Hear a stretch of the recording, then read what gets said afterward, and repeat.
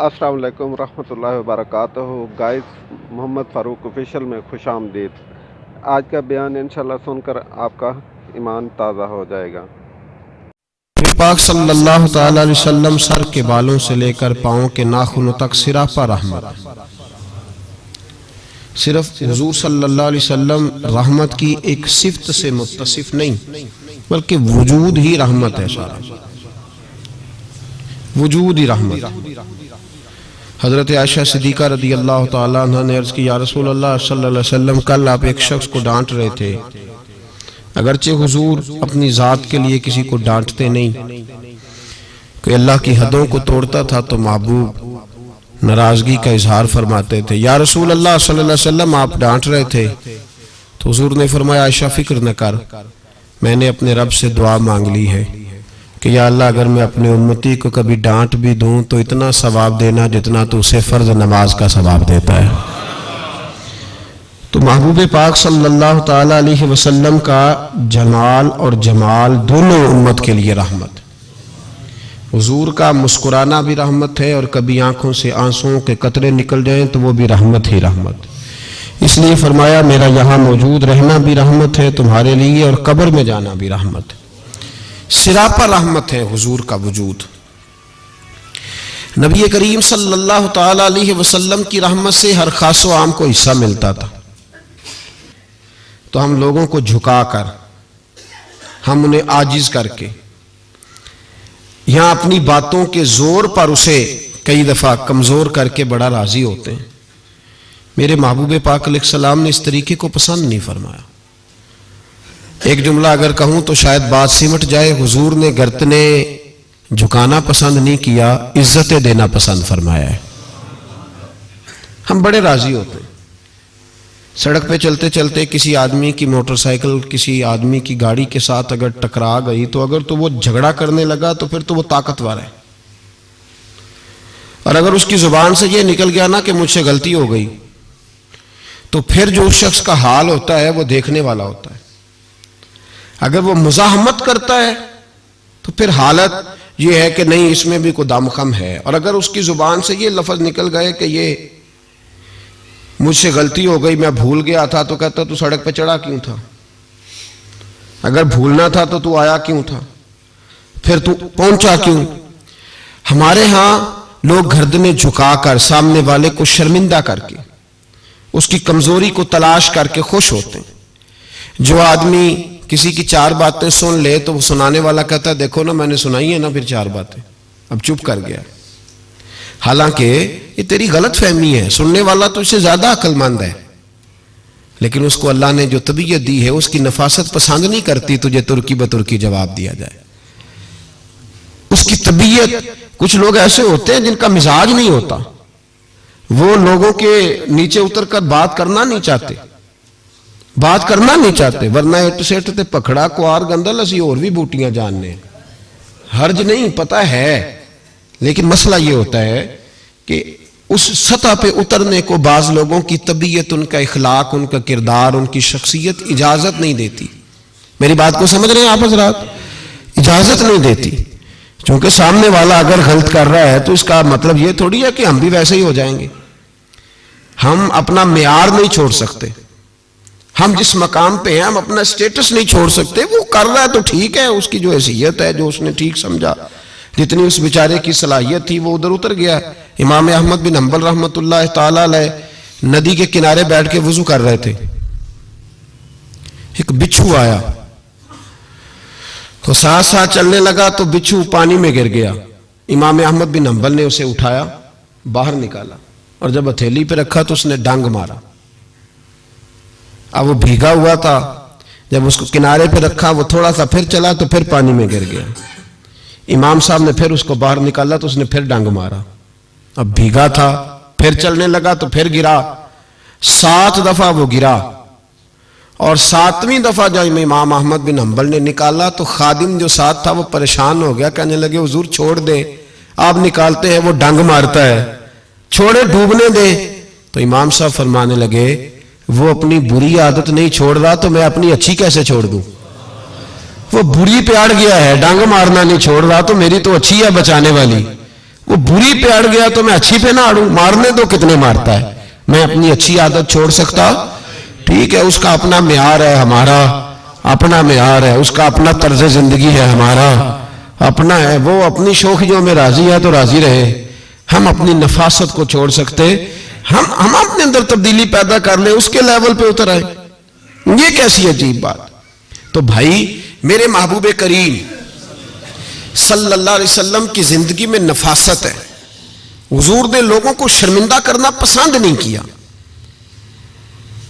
एक शख्स हुजूर के घर में मेहमान आया रात के वक्त में, उसने कहा मैं नबी पाक सल्लल्लाहु अलैहि वसल्लम के, आपने सुना हुआ है कि इतना ज्यादा घर के अंदर गुंजाइश नहीं थी रहने की।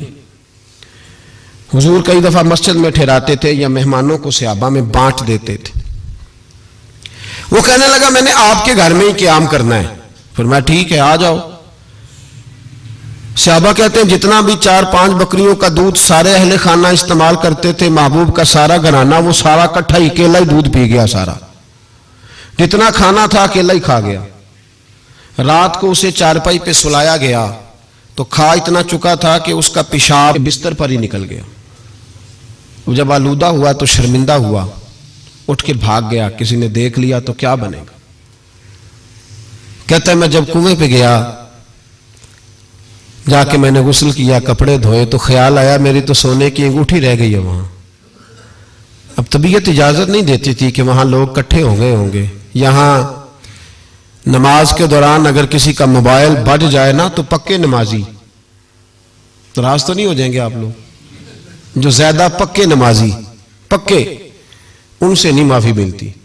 वो जो कच्चा पक्का है बेचारा वो शायद किसी वक्त माफी दे दे, पक्के नमाजी नहीं माफी देते। कहते तेरा बज कैसे गया, तूने समझा ही नहीं। मुझे एक शख्स ने ना वीडियो दिखाई, कहने लगा जी तुसी बड़ी वकालत कर दिया मौलवियों का हाल वेखो। वो मैं डर रहा था, मैंने कहा पता नहीं अब क्या निकलेगा। कहते मैंने खुद रिकॉर्ड की है। तो मैंने कहा दिखाओ। वीडियो में यह था कि नमाज इमाम साहब ने मुकम्मल की है तो दुआ के हाथ फेरे ही हैं उन्होंने, तो वो मोबाइल लेके जा रहे हैं बार बार टूटियों के पास जाके फोन सुनना शुरू कर दिया। कहने लगा जी ये मौलवियों का हाल है, नमाज मुकम्मल नहीं हुई फोन कान के साथ, तो दूसरे कैसे बाहर आएंगे। मैंने कहा तो बहुत जुर्म किया इसने, तो इसका फिर क्या असर किया आप लोगों ने। कहते नहीं आपको दिखाने लो। मैंने कहा पागल आदमी, उसके घर से भी फोन आ सकता है। कहने लगा नहीं घर तो मस्जिद में ही है, वहां से कैसे फोन आएगा। तो मैंने कहा असल में तुझे पता नहीं, हो सकता है उसकी बहन ने फोन किया हो कि खामन ने 2 थप्पड़ मार के बाहर निकाल दिया। तो वो ऐसा वक्त होता है जब खड़ा नहीं हुआ जाता, बात सुननी पड़ती। यार माफी नहीं देते, एक एक जुमले पर, एक एक हरफ पर लोग इतराज करेंगे, एक एक हरफ पर, कोई गुंजाइश ही नहीं। हजरत सैयदना अनस बिन मालिक रदी अल्लाह ताला अन्हु फरमाते हैं एक सहाबी अपने गुलाम को मार रहे थे तो नबी पाक पहुंच गए। हुजूर ने फरमाया इसे माफ कर। उसने कहा कितनी बार। एक जुमला नबी पाक ने कहा तो हजरत अनस कहते हैं मेरे वजूद के रोंगटे खड़े हो गए। इसे माफी दे दे हुजूर, कितनी बार। तो मेरे नबी पाक ने फरमाया जितनी बार अल्लाह तुझे माफी देता है दे ना उतनी बार। वो अगर तुझे बात बात पे पकड़े तो तेरा क्या असर करे, सोचना। और रब ज्यादा कादर है तुझ पर। हम शर्मिंदा करते हैं लोगों को छोटी छोटी बातों पर, छोटी छोटी बातों पर, और लोग बड़े स्मार्ट बनते, बड़े स्मार्ट। मेरे पैरों में तकलीफ रहती है, ये हाथों पे मुझे एलर्जी है, तो चावल वगैरह सालन वगैरह कभी लग जाए तो मुझे दिक्कत होती है। मैं एक पैर बिछा के दूसरा खड़ा करके रोटी नहीं खा सकता। कई बंदे बड़े स्मार्ट होते हैं, सुन्नत के आमिल, वो मेरे पास डायरेक्ट आ जाते हैं, कहते हैं जनाब आप चमचा मांग रहे हैं, हाथ से खाएं। तो मैंने कहा मैं बेअमल हूं, आप सुन्नत पे अमल करें, मुझे छोड़े। मैं तो बेअमल आदमी हूं, आप मुझे छोड़े, मेरी वजह से आपने करना है। आपने पैर नहीं बिछाया साहब, दूसरा खड़ा नहीं किया, तो मैंने कहा मुझे बदअमल समझे ना, आप बिछाएं। कुछ तो मजबूरियां रही होंगी, यूं ही कोई बेवफा नहीं होता, कोई तो बात होगी ना साहब, आगे बढ़ के पूछ तो ले, तहकीक तो कर ले। ओ भाई मुझे तकलीफ है, मैं एक पैर पे बैठ नहीं सकता, मैं तो अत्ताहियात की हालत में बड़ी मुश्किल से बैठता हूं, मेरे लिए दिक्कत है, पहले पूछ तो ले। फतवा दाग दिया। हम एहसास नहीं करते, एहसास की दौलत हुस्न है जिंदगी में। और मेरे रसूल का कमाल ये है कि दुनिया में आज जितना भी एहसास है ये सारा मेरे नबी का दिया हुआ है। एहसास जितना भी इस वक्त है ये सारा मेरे रसूल का अता करदा है। मेरे आला हजरत फरमाते हैं लोग दुनिया में गुजरते हैं ना, लोग गुजरते हैं तो वो जिधर जिधर से गुजरते हैं ना वो बस्तियां उजाड़ते जाते। बादशाह अरब के बस्तियां उजाड़ते थे। आला हजरत फरमाते उनकी महक ने दिल के गुंचे खिला दिए। वो जो जिस राह चल दिए हैं कूचे बसा दिए हैं, बस जब आ गई हैं जोशे रहमत पे उनकी नजरें जलते बुझा दिए हैं, रोते हंसा दिए। ये कमाल था मेरे रसूल पाक सल्लल्लाहु अलैहि। वो शख्स कहता है मैं अंगूठी सोने की रह गई तो दिल में ख्याल ये था कि वापस जाऊंगा तो वहां तो हालात ही बड़े गड़बड़ होंगे, लोग इकट्ठे होंगे, शर्मिंदगी होगी, मैं पेशाब कर रहा हूं बिस्तर पे, हाल बड़ा सख्त होगा, इतने लोगों का सामना कैसे करूंगा। लेकिन मजबूरी थी, अंगूठी सोने की थी, बड़ी कीमती थी। कहते उस अंगूठी की मजबूरी ने मुझे शर्मिंदगी का सामना करने पे मजबूर किया। और जब मैं आके हुजूर के कमरे के बाहर खड़ा हुआ तो वहां तो कोई भी नहीं था। अल्लाह के रसूल ने बाल्टी में पानी रखा हुआ था और मेरे पेशाब पर पानी बहा रहे थे। खुद रसूल पाक फरमाते हुजूर पानी बहा रहे थे और जब मेरी तरफ देखा तो महबूब ने मुस्कुरा के फरमाया गुस्ल कर लिया आपने।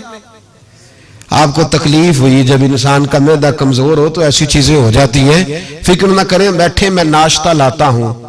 कहते हैं हुजूर के जुमले थे कि तूफान था, वो हुजूर की गुफ्तगू थी कि मेरे अंदर की हर चीज बुझाती जा रही थी। तेरी पहली नजर का वार तौबा दिल अब तक दुआएं दे रहा है। फरमाते वो जुमले थे कि सख्ता कर गए, तज़किया कर गए, तस्फिया बातन कर गए। महबूब ये कह के गुजरने लगे तो मैंने बाजू थाम लिया। मैंने कहा महबूबा मैं ज्यादा पढ़ा लिखा तो नहीं, सियाना तो नहीं, ज्यादा खाने वाला मोटा ताजा आदमी हूं। हुजूर मैं कोई एनालिसिस नहीं कर सकता, तज्जिया निगार नहीं, बारीक नहीं, पर मेरा मोटा दिमाग भी मान गया है कि आप वाकई अल्लाह के सच्चे रसूल है। मेरा मोटा दिमाग भी मान गया है कि आप वाकई अल्लाह के। वो घर गया और कबीले के एक बंदे के पास गया। हजरत अनस बिन मालिक कहते हैं जब वापस आया तो 500 आदमी साथ था। कहने लगा सोने मैं अकेला नहीं आया, सारी बरादरी सारा कबीला लाया हूं और सबको मैंने बताया है कि दुनिया में जिसे मैं देख के आया हूं ऐसा तुमने कभी नहीं देखा होगा, जिसकी मैं ज़ियारत करके आया हूं ऐसा नहीं तुमने देखा होगा। तो महबूबा हम सारे आए हैं, पढ़ाए कलमा, हम भी आपके गुलाम बनना चाहते हैं। हम शर्मिंदा करके बड़े राजी होते हैं, बड़े राजी। लोग माफियां मांग रहे हैं, मिन्नतें कर रहे हैं, जनाब गलती हो गई तो हुई क्यों, मैं तो ऐसा हूं, मैंने तो कभी नहीं की, मेरी मिसाल देख लो। मैं तो लोग फौरन दलाल देंगे। ओ भाई किसी को शर्मिंदा करके तुझे क्या मिलेगा? किसी शख्स को थोड़ी देर के लिए झुका के तेरे नफ्स की कौन सी तस्कीन है जो हासिल होती। और नाराज ना होना, ये हर तबके का मामला है। जितना कोई उसके नीचे एक आदमी है या 2 आदमी है, वो रोब डाल के खुश होता है, वो उसको परेशान करके नीचा दिखा के राजी होता है। मेरे रसूल दुनिया में लोगों को नीचा दिखाने नहीं आए, इज्जतें अता करने आए, हुजूर बुलंदियां देने आए, नबी पाक ने वकार दिया। मैं कभी कभी परेशान हो जाता हूं जब लोग आके कहते हैं ना बच्ची की शादी है, तावन करें कराएं, तो एक सवाल ज़हन में आता है कि किस पहलू से तावन करें। बच्ची की शादी पे खाना पकाना फर्ज है, सुना कभी? जहेज देना, किस चीज का तावन करें बताएं? करना चाहिए। मैं अपने भी साथ भर दोस्तों की तवज्जो दिलाता हूं कि यार ये जरूरी है, इसके साथ तावन करें। लेकिन सवाल मेरा ये है कि उसमें फर्ज कौन सी शय है? वरी देना फर्ज है, जेवर डालना किस बात की, ताउन किस बात का कराएं? अगर कोई हमसे उसका शरई तकाजा पूछे तो क्या जवाब दें उसको? मेरे पास कोई इस्तिफ्ता लेके आता है तो मैं क्या जवाब दूंगा? उसमें कौन सी शय जरूरी है? फिर अगर आप नाराज ना हो तो फिक्रा कह जाऊं, दिल करता है बच्ची वालों से ताउन ना करें, बेटे वाले जो गरीब मिस्कीन जहेज के पीछे भाग रहे हैं उनसे ही तावन किया जाए। ऐलान किया जाए जिस जिसके बेटे हैं सारे आओ उनसे तावन करें ताकि वो बेटी वालों को तंग ना करें। फिर मेरा तो तर्जुमा यही है। इस तरह ना करें कि तंजीमें कायम करें और बेटों वालों को कहें पैसे तंजीम से ले लो, बच्ची वालों से न लेना। ये बेहतर नहीं? ज्यादा तजारतें करते फिरते हो, बेटा अल्लाह ने दे दिया है तो अर्श पे बैठ गए हो, रब तबारक व तआला ने थोड़ा नवाज दिया है तो तेरा दिमाग ही कहीं और चला गया है। उसका बाप बेटी का वो मिन्नतें करता फिरता है, 2000, 4000, 5000, 10,000। और मैं अक्सर कहता हूं शादी वाले दिन इतनी कमजोर पतली हालत दुनिया में किसी की नहीं होती जितनी बच्ची के मां बाप की होती है। कहते एक प्लेट खाना कम पड़ गया तो तबाही आ जाए। तो इन गरीबों से पहले तावन ना करें जिनके बेटे हैं, इन मिस्कीनों को ना दें, इनके लिए ज़कात के हुक्म का फतवा ना दे दें कि इनको लगती है। शादियां कर रहे हो, तजारतें कर रहे हो, ये किस किस्म का माहौल बना लिया। मेरे रसूल करीम सल्लल्लाहु ताला अलैहि वसल्लम ने तो फरमाया बेटियां बख्शिश का जरिया होती है, बेटियां रहमत का सबब होती है, और तुमने बेटियों वालों के लिए बेटी को अजाब बना दिया है। माज़अल्लाह, किस चीज का तावन हम शर्मिंदा करते, शर्मिंदा। आज भी दामाद बड़ी तकलीफ पहुंचाता है, आज भी डरते हैं उसके घर वाले कहीं कोई ऐसी बात ना हो जाए। हम लोगों को शर्मिंदा करके नीचा दिखा के मुझसे पूछा नहीं तो नहीं पूछा, उन्होंने उनकी मर्जी थी, मुझसे पूछा नहीं लिहाजा अब ये शादी नहीं हो सकती, मैं नहीं आऊंगा तो मंगनी नहीं हो सकती। सिर्फ ये कि तू मनवाना चाहता है। हमारे शादियों के मौके पे लोग पीछे पीछे भागते हैं, फूफी नाराज हो गई, मामू नाराज हो, सिर्फ लोगों को शर्मिंदा करके पीछे भगा के नफ्स की तस्कीन होती है। ये तेरा मेरा तरीका है, पर ये मेरे रसूल का तरीका नहीं, ये मेरे नबी पाक का तरीका, ये सैयद आलम का तरीका। सुनो, हजरत जाबिर इब्न अब्दुल्लाह रदी अल्लाह ताला अन्हु फरमाते हैं मेरी बहनें थी, मेरे अब्बा जी इंतकाल कर गए थे ओहद की जंग में। फरमाते मैं गरीब था, मेरे रसूल पाक इस तरह बहानों से मेरी मदद करते थे कि मदद भी हो जाती थी और मुझे इज्जत भी मिल जाती थी। बहानों से। तेरी सूरत तेरी सीरत जमाने से निराली है, तेरी हर एक अदा प्यारे अदाए बेमिसाली है। फरमाते जंग का मौका था, मैं हुजूर के साथ चल रहा था, मेरा ऊंट कमजोर था, ज़ईफ था, लागर था, सवारी कमजोर थी, मैं पीछे रह गया। हजारों लोग जिहाद से वापस आ रहे थे, नबी पाक सल्लल्लाहु अलैहि वसल्लम सबसे आगे क़यादत कर रहे थे। फरमाते हुजूर ने 2-3 दफा पलट के पीछे देखा, जब मैं नजर ना आया, ओ भाई पीछे रहने वालों को कौन देखता है, पीछे रहने वालों को भी कभी किसी ने देखा है। कहते हैं जब मैं नजर ना आया तो हुजूर अपना घोड़ा दौड़ाते हुए पीछे तशरीफ ले आए सल्लल्लाहु अलैहि। हुजूर अपना घोड़ा दौड़ाते हुए पीछे तशरीफ लाए और पीछे आके मेरे पास खड़े हुए, और हुजूर ने फरमाया जाबर इसे दौड़ाता क्यों नहीं। मैंने कहा हुजूर दौड़ने के काबिल हो तो दौड़ाओ ना, कमजोर है, ज़ईफ है, लागर है। हुजूर कमजोर आदमी की कमजोर सवारी। फरमाते हुजूर के हाथ में छड़ी रहती थी, मेरे महबूब ने ऊंट को छड़ी लगाई। अल्लाह के हबीब फरमाते उरसिल तो इलल खल्क, मैं मखलूक का रसूल हूं, सारी मखलूक जिन्नों और इंसानों के अलावा जानती है कि मैं अल्लाह का रसूल हूं। फरमाते हुजूर ने छड़ी लगाई और ऊंट से फरमाया तू दौड़ता क्यों नहीं। हजरत जाबिर कहते हैं जो सबसे पीछे था वो सबसे आगे निकल गया, मैं उसकी लगाम पकड़ के खींचता, पर उसे तो हुजूर का हुक्म मिला हुआ था ना, माते आगे निकल गया। कुर्बान जाऊं महबूब की अदाए दिल नवाजी पर। कहते महबूब भी घोड़ा दौड़ा के मेरे पीछे आए तो मैं आगे निकल गया। मेरे करीब आके फरमाने लगे चल यार हमें भी साथ ले ले, हम भी तेरे काफले में शामिल हैं, हमें भी खुद भीख दे खुद ही कहे मंगते का भला हो, खुद भीख दे खुद ही कहे मंगते का भला हो। फरमाया हम भी साथ हैं, साथ ले लो। कहते मैं हुजूर का चेहरा देखने लगा, एक जगह पड़ाव किया तो फरमाया तेरा ऊंट पसंद आ गया यार, बूढ़ा है पर आज भी सबसे आगे निकल जाता है, कमजोर है पर आज भी इसकी रफ्तार दूसरों से ज्यादा है, पसंद आ गया, बेच नहीं देते। तो मैंने कहा हुजूर आपका ही है रख ले। फरमाया नहीं तू बता अगर मार्केट में बेचता तो कितने का था। कहते मेरी झुकी झुकी नजरें और मुझे ऊंट की बड़ी जरूरत थी, एक की तो मेरे पास जानवर था। महबूब ने फरमाया बेच दो, अब पैसों की भी जरूरत थी, ऊंट की भी जरूरत थी। तो मैंने कहा हुजूर ठीक है। फरमाया मार्केट में बेचो तो कितने का। हुजूर 6 दिनार का। तो मेरे करीम ने फरमाया नहीं मैं तो पूरे 10 दूंगा, और कहा बिलाल पैसे दे दो, माल मदीने जाके ले लेंगे। हजरत बिलाल हबशी रज़ी अल्लाह ताला अन्हु फरमाते मैंने पैसे दिए। जनाब जाबिर कहते मैं मदीने पहुंचा, मैंने ऊंट को नहलाया धुलाया, प्यारा सा कजावा डाला, नई रस्सी खरीद कर मैंने लगाम डाली, सजा सवार के दरे रसूल पे ले गया। महबूब पाक अलैहिस्सलातु वस्सलाम मस्जिद से बाहर तशरीफ ला रहे थे तो मैंने कहा हुजूर ये आपका माल है, पैसे मैंने ले लिए थे। कहते हुजूर ने थामी लगाम ऊंट की, और मैं जब अगली गली के कोने से पलटने लगा तो हुजूर की आवाज आई, जाबिर जरा वापस तो आओ। कहते मैं वापस आया तो महबूब ने मेरी तरफ देखा और देख के फरमाया, जाबिर ये मेरा ऊंट है, बुढ़ापे में भी जब सवारियों में चले तो सबसे आगे निकल जाता है, ये जब चलता है तो सबसे आगे होता है। और फरमाया से कमजोर ना समझना, इसकी सवारी बड़ी शाहाना, बड़ी प्यारी, बड़ी अजीम है, बड़ा खूबसूरत है। और हुजूर ने फरमाया ये ना समझना 6 दिनार का है, मैंने 10 का खरीदा है। और फिर मुस्कुरा के फरमाया तुम्हें पता है ना तोहफा लेने देने से मोहब्बत बढ़ती है, मेरा दिल करता है ऊंट तुम्हें तोहफे में दे दूं। हजरत जाबिर बिन अब्दुल्ला रदी अल्लाह तआला अन्हु फरमाते मैं हक्का बक्का रह गया, ये निजाम कैसा है, मुझे पैसों की जरूरत थी तो मेरा वो मसला भी हल हो गया, ऊंट की जरूरत थी तो वो मेरा मसला भी हल हो गया।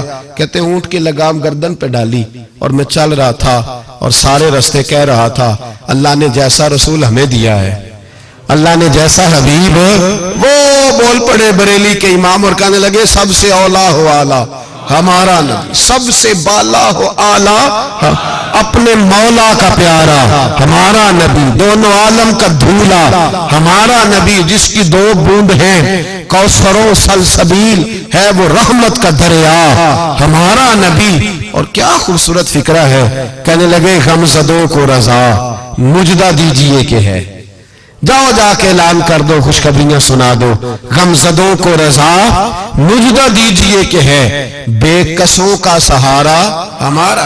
तो रसूल पाक अलैहिस्सलाम ने ताउन भी फरमाया लेकिन इज्जत का ख्याल भी फरमाया, नबी पाक ने नवाज भी दिया लेकिन लाइन में लगाकर रुसवाई नहीं। हुजूर किसी को शर्मिंदा नहीं करते। नबी पाक का तर्ज कलाम, तर्ज गुफ्तगू, तर्ज रहन सहन ये किसी शख्स की गर्दनें झुकाता नहीं था बल्कि ये गर्दनें उठाता था, ये लोगों को वकार देता था। हुजूर ने लोगों को इज्जतें दी, नवाजा हर आदमी। हमारा ये अकीदा तो नहीं ना कि सहाबा मासूम है या अहले बैत मासूम है, हमारा अकीदा या फरिश्ते मासूम है या नबी, बाकी हर शख्स में गलती की गुंजाइश है, लोग गलतियां करते भी थे। आप तारीख की किताबें खोल के देखें सारी, हुजूर ने फरमाया ये जो जुबैर बिन अवाम है ना मेरा सहाबी, ये मेरा तन्हाई का दोस्त है। फरमाया ये जो मेरा सलमान फारसी है ना जन्नत इसका इंतजार कर रही है। फरमाया ये जो मेरा मिकदाद है ना अल्लाह के फरिश्ते इस पर फख्र फरमाते हैं। फरमाया ये जो मेरा उस्मान गनी है फरिश्ते इससे हया करते हैं। फरमाया ये जो मेरा मौला अली है ना फरिश्तों में इसकी बड़ी धूम मची हुई है। ये जो उमर है शैतान इससे डरता है, और ये जो अबू बकर सिद्दीक है ये मेरी सारी उम्मत का इमाम है। इंसानों में कमियां भी तो होती है ना, लेकिन हुजूर आपको जब भी नजर आएंगे खूबियां बयान करते नजर आएंगे। ये तो नबी पाक सल्लल्लाहु अलैहि वसल्लम ने फरमाया कि आखिरी जमाने के अंदर ये कमियां पाई जाएंगी, लेकिन उन कमियों पर सजाएं हुजूर ने तादीबन बयान की, लेकिन आने वाली कौम की जो अजमतें नबी पाक ने बयान की, क्योंकि हुजूर इज्जतें देने आए। मेरे हुजूर ने सहाबा के बीच बैठ के फरमाया ये ना समझना जो आने वाले होंगे बिल्कुल निकम्मे होंगे, तुमने तो मुझे देख के कलमा पढ़ा है, तुमने तो डूबे हुए सूरज को पलटते हुए देखा है, तुमने तो चांद के 2 टुकड़े होते देखे हैं, तुमने तो पत्थरों को कलमा पढ़ते देखा है, दरख्तों को सजदे करते देखा है। फरमाया तुम्हें एक बार मुबारकबाद, और जो मुझे बिन देखे कलमा पढ़ेंगे उन्हें 7 बार मुबारकबाद, उन्हें 7 बार मुबारकबाद। तो अजीज याद रखें हुजूर इज्जत देने आए। किसी शायर ने बड़ा खूबसूरत जुमला कहा था, उसने कहा था तूने हर शख्स की किस्मत में ये इज्जत लिखी और आखिरी खुतबे की सूरत में वसीयत लिखी। महबूब आपने वो जो खुतबा हुज्जतुल विदा पढ़े तो हर शख्स के लिए वसीयत लिखी, औरतों का ख्याल रखना, बूढ़ों का ख्याल रखना, दीन को फैलाना, गुलामों से हुस्ने सलूक करना। हुजूर सादतें देने आए। नफासत पसंद मिजाज मेरे नबी पाक का, हर शख्स के लिए उसके मवाफिक हुजूर ने इज्जत रखी। कभी किसी शख्स की कमजोरी टटोल कर बयान नहीं फरमाई, बल्कि बुखारी शरीफ में नबी पाक ने फरमाया मुझे एक दूसरे के बारे में आके बातें ना बताओ, किसी की कमी का जिक्र ना मेरे साथ करना, मुझे बतानी हो तो खूबी बताना। फरमाया मैं तुम्हारी तरफ से अल्लाह के हुजूर दिल साफ लेके जाना चाहता हूं, कोई बात ना बताओ। हुजूर ये जो हमारा पहलू है ना कि सामने वाला हमारे आमने झुके, मुल्ला रूमी एक बड़ी सख्त बात कहा करते थे। वो कहते थे फिरौन और नमरूद जितने पैसे नहीं, वरना बहुत सारे लोगों का खुदा बनने को दिल करता है। माज़अल्लाह कहते थे फिरौन और नमरूद जितनी हुकूमत नहीं, वरना बहुत सारे लोग दावा कर दें। हमारा वो जो मिजाज है ना प्रोटोकॉल का, वो जो तबीयत बनती जा रही है हमारी, और हम देखते हैं कि ये 2-4 आदमी, हम यकीन करें को किसी को कह दे सही फैसला तुझसे कराना है, फिर जो फैसला करने वाले का माहौल होता है वो देखने के काबिल होता है। फिर वो बेचारा ऐसे लगता है जैसे तार पे बैठ गया, फिर तो बदल गया, किसी को काम कह के तो देखे, बस उसकी जो हालत होगी वो नाकाबिले बयान होगी, ऐसे जैसे इस वक्त दुनिया का सबसे पावरफुल हस्ती यही है। ऐसे ना करे। अल्लाह तबारक व तआला जितनी जिम्मेदारियां देता जाए उतना इंसान को झुकते जाना चाहिए। इसलिए कि मेरे नबी करीम सैयद आलम सल्लल्लाहु तआला अलैहि वसल्लम ने फरमाया, जब तू अल्लाह की रिजा के लिए झुकेगा तो फिर अल्लाह तुझे इज्जतें अता फरमाएगा, फिर अल्लाह तुझे बुलंदी और वकार दे। तो नबी करीम सल्लल्लाहु अलैहि वसल्लम ने शर्मिंदगी नहीं किसी शख्स की, बल्कि हुजूर ने प्यार किया, वारफ्तगी अता फरमाई, लोगों का ख्याल रखा, उनकी जहां जहां कमजोरियां थी उन कमजोरियों के बावजूद ख्याल रखा। आज लोग ताना देते हैं इस्लाम की सजाएं माज़अल्लाह बड़ी सख्त हैं, हाथ काट दो चोर के, गर्दन काट दो कातिल की, सख्त सजाएं। हम कहते हैं इस्लाम की अगर सजा सख्त है तो इस्लाम जो तफ्तीश करता है वो भी बड़ी सख्त है। इस्लाम जितना पस मंजर को देखता है इतना भी कोई कानून नहीं देखता। इस्लाम जितना बात की गहराई में उतरता है इतना भी दूसरा कोई उतर सकता नहीं। इस्लाम की सजाएं सख्त हैं, पर वो सजाएं जब नाफज होती है तो मुआशरे में अमन भी कायम होता है, लेकिन उसके जो पस मंजर है वो बड़ा अनोखा है। एक सहाबी हजरत अबाद बिन शर्जील रदी अल्लाह ताला अन्हु, वो कहते हैं कहत का दौर था मदीने में, हालात बड़े खराब थे, तो मैंने अपने पड़ोसी के बाग में चोरी कर ली, कुछ खजूरें और अंगूर मैंने खा लिए, कुछ मैंने अपनी चादर में छुपा लिए। जब बाहर निकल रहा था तो बाग का मालिक आ गया, उसने मुझे पकड़ के घसीटा भी, मेरा कपड़ा भी छीना, सख्त सुस्त भी कहा। फरमाते मैं इज्जतदार आदमी था, जब ये मेरी गलती साबित हुई तो बस मैं मर गया। इस तरह लगे कि जैसे आज जिंदगी ना भी होती तो ठीक था। कहते मैं शदीद करब आजमाइश और तकलीफ के आलम में वो मुझे पकड़ के रसूलुल्लाह के दरवाजे पे ले गया। कहते नबी पाक के सामने जाके कहा हुजूर इसने चोरी की है। कहते मैंने महबूब का चेहरा देखा, हुजूर ने मेरा बाजू थामा और मेरी गर्दन पे थपकी दे के फरमाया तू चोर तो नहीं। कहते एक जुमले ने मुझे उठाया फर्श से और अर्श पे बिठा दिया। हुजूर ने फरमाया तू चोर तो नहीं, बता ये गलती क्यों हुई। ये अबू दाऊद शरीफ की रवायत है। क्यों गलती हुई? हजरत अबाद बिन शर्जील कहते हैं जब हुजूर ने थपकी दी ना, पहले तो मेरा हाल यह था कि जमीन फट जाए, आसमान टूट जाए, लेकिन जब हुजूर ने थपकी दी तो मैं रो पड़ा। मैंने कहा या रसूल अल्लाह बच्चे भूखे थे, बेटियां भूखी थी, बेटे भूखे थे। हुजूर अपनी तो मैं बर्दाश्त कर सकता, पर बच्चियां थी जो मैं रोटी मांगती थी तो मैं हुजूर में टूट जाता था। इससे 2, 4, 5 दफा उधार मांगा, इसने दिया। हुजूर मैं धोखा नहीं दे सकता, फरेब फराड नहीं कर सकता। या रसूल अल्लाह सल्लल्लाहु अलैहि वसल्लम उधार मांगा, कुछ देर लोगों ने दिया, फिर नहीं देते थे, मजबूर हो गया। यहां चोर के हाथ नहीं कटे, बल्कि यहां क्या कमाल फरमाया मेरे रसूल ने, यहां क्या रंग इरशाद फरमाया। हुजूर ने उसको फरमाया जो पकड़ के लाया था, फरमाया तुझे पता था ये भूखा है?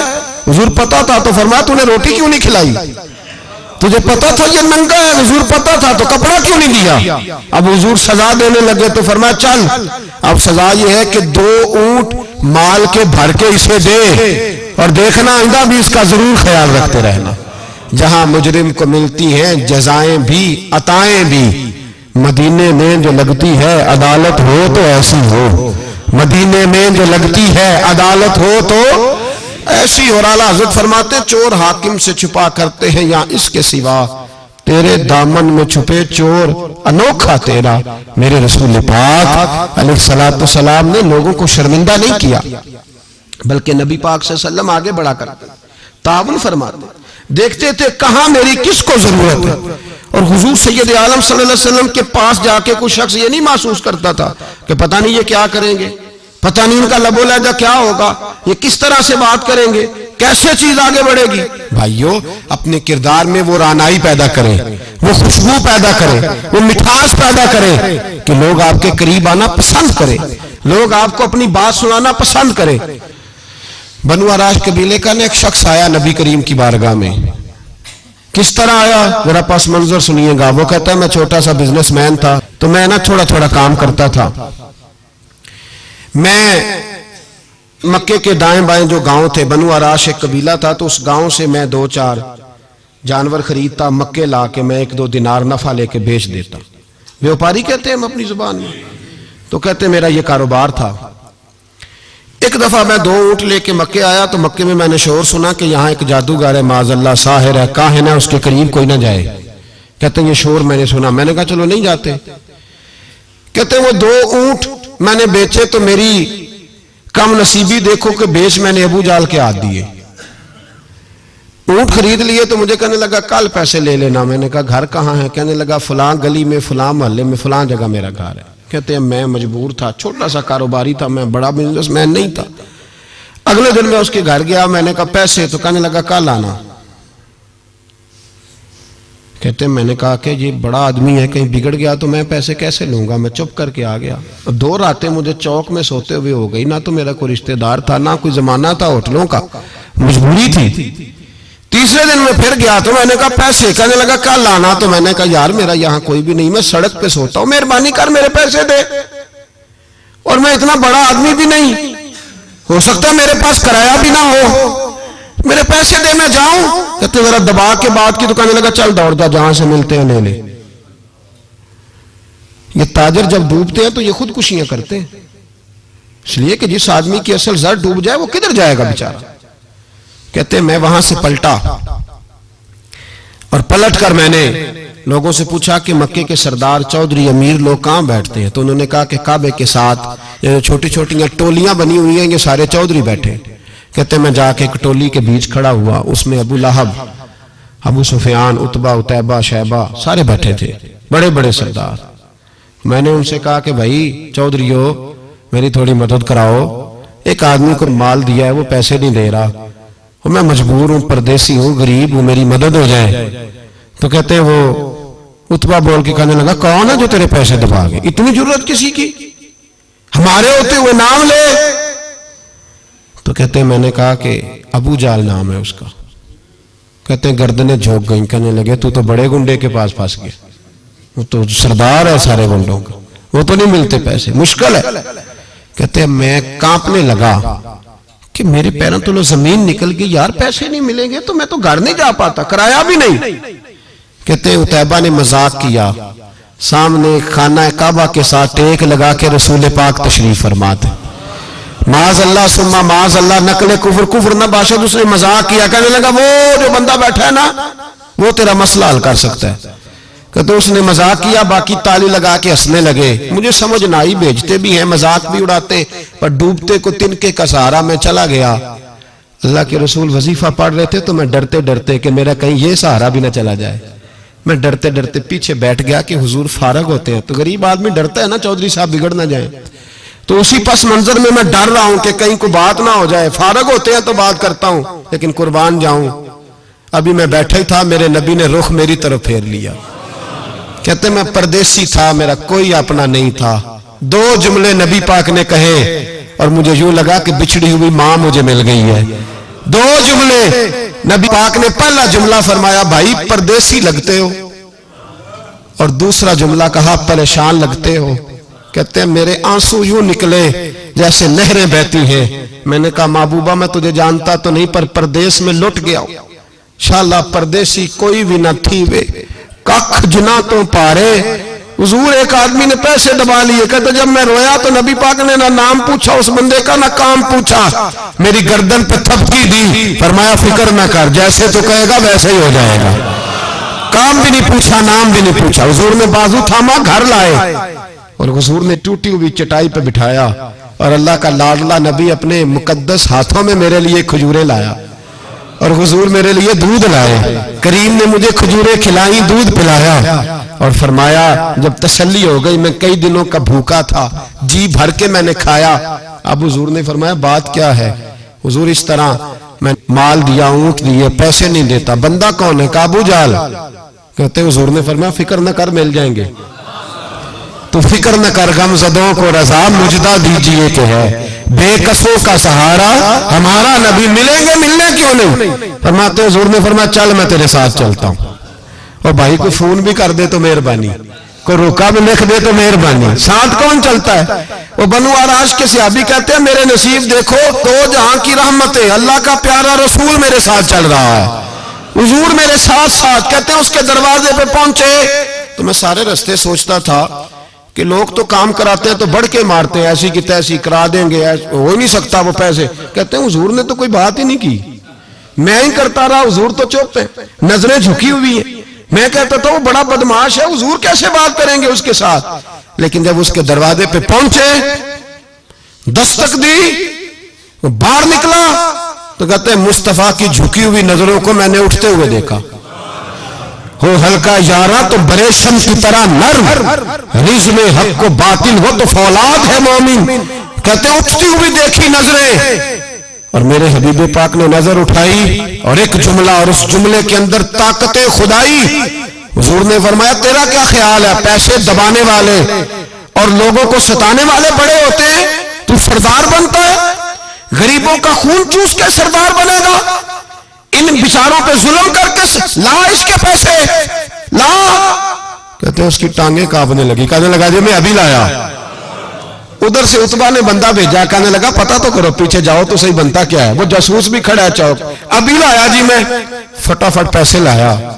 बनु आराश के कबीले के वो सहाबी कहते हैं नबी पाक अलैहिस्सलाम ने पैसे मुझे दिए और फरमाया अबू जाल तेरी आइंदा शिकायत ना आए। कहने लगा जी नहीं आएगी।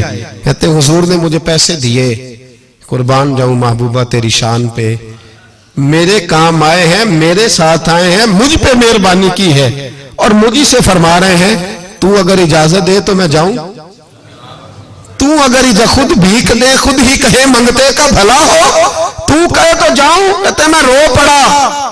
मैंने कहा महबूबा नाम क्या है? उस शानों वाले बाप का नाम बता दे जिसके यहां आप जैसा नूरे नजर पैदा हुआ। उस शानों वाली मां का नाम बताएं जिसने आप जैसा लाल जना। कबीला बताएं। तो मेरे हबीब ने फरमाया छोड़, तेरा काम हो गया ना, नाम छोड़ तू।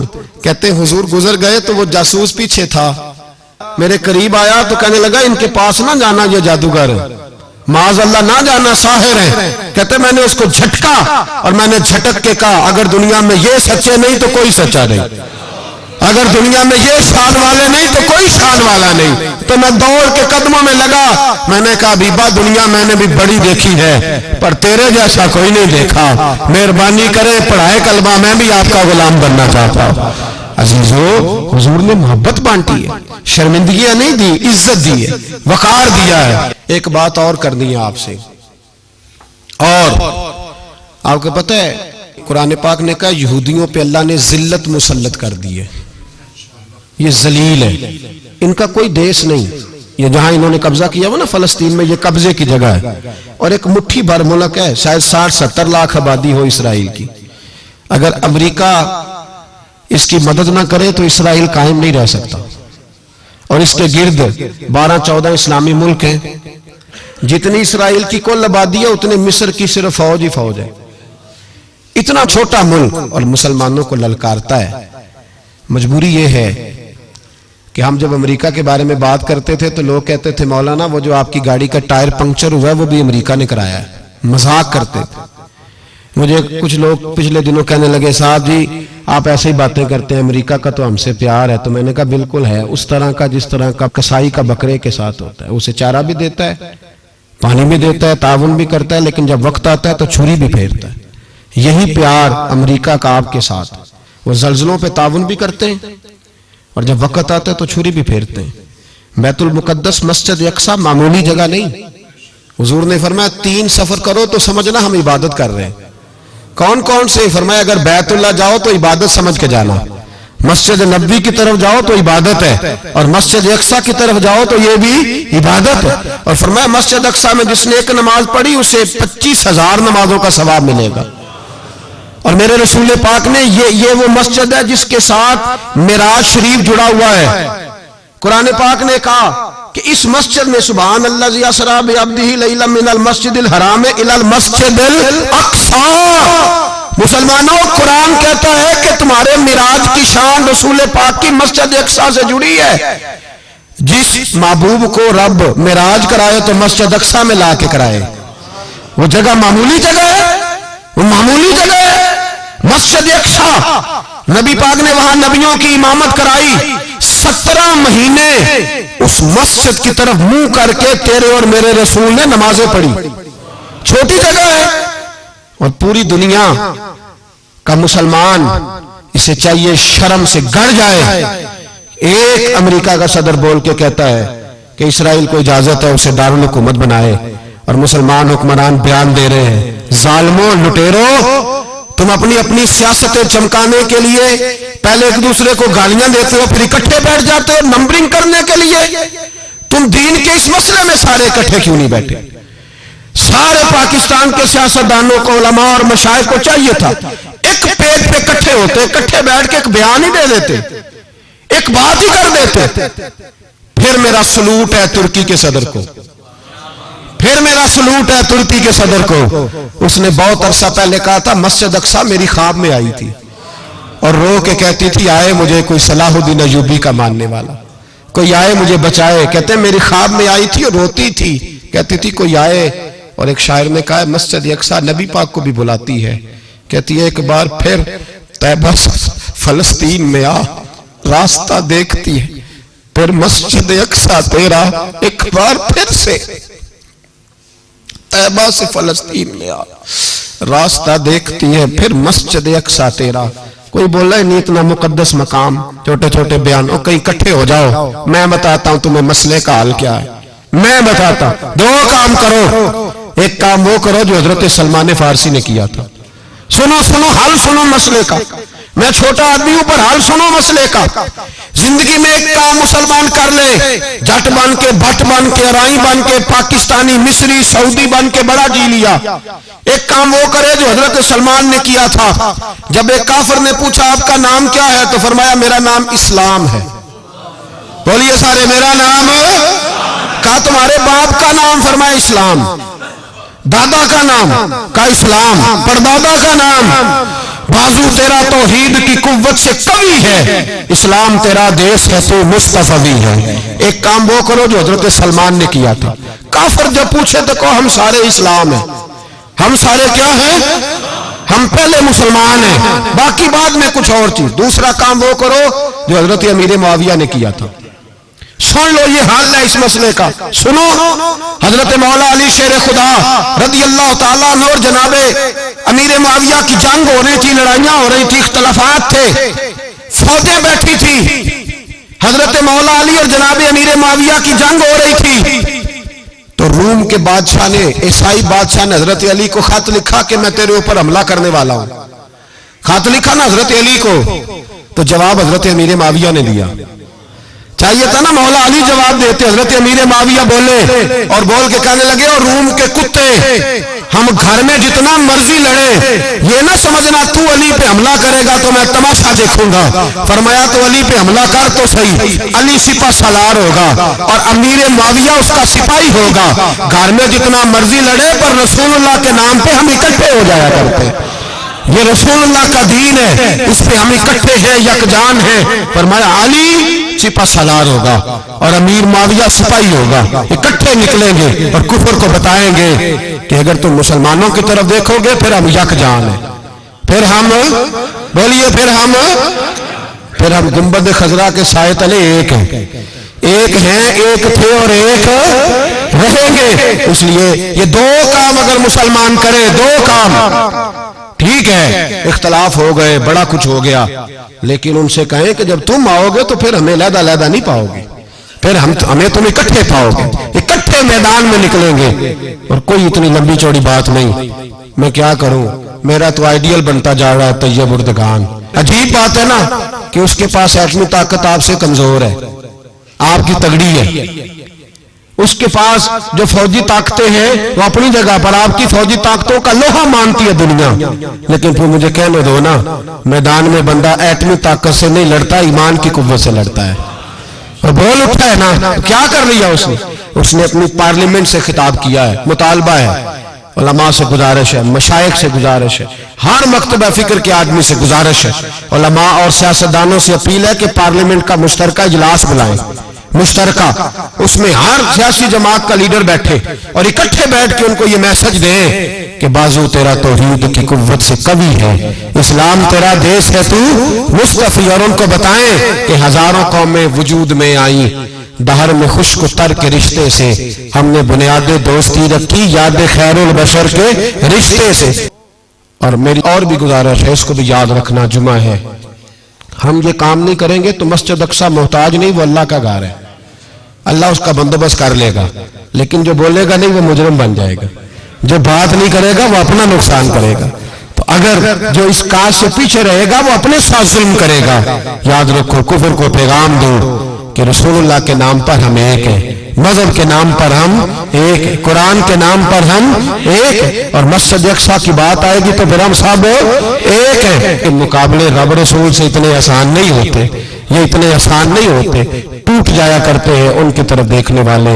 बड़ी जल्दी तुलू होगा सूरज, और जैसे जैसे सूरज तुलू होता जाएगा इस्लाम को अल्लाह फिर से शान अता फरमाता जाएगा। आमीन। अल्लाह हमारी मदद फरमाए, हमारे हाल पर रहम फरमाए। आखिर दावाना।